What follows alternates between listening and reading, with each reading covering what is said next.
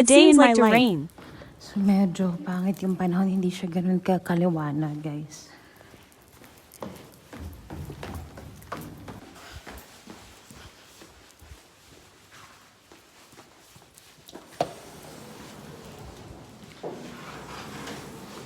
Oh, sana hindi umulan. Oy, medyo taligsik.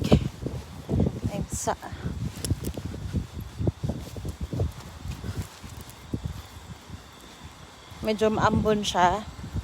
So, kailangan medyo dali-dalian ko ng konti kasi nga maambon. Hindi ko alam kung maglalakad ako or mag-bus.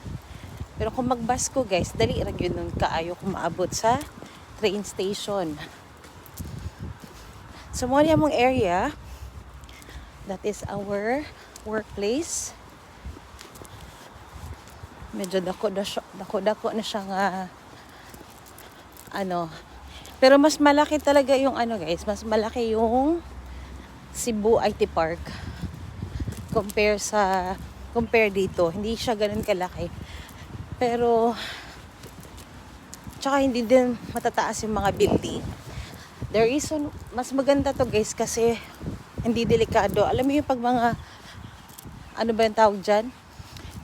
Pag may mga lindol, madali lang mag-evacuate. Dahil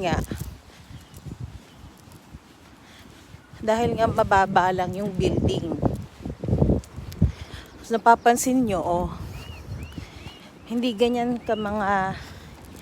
hindi matataas yung building. Kaya yun ang maganda rin dito.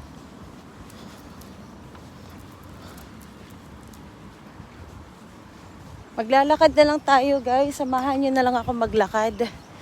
Kasi baka maabutan pa ako ng ilang milyon, nung oras na kung maghahantay ako ng bus. Kung maghahantay ako ng bus, baka mas lalo ako matagalan. So, pwede naman tayo maglakad-lakad. So, yeah, tara.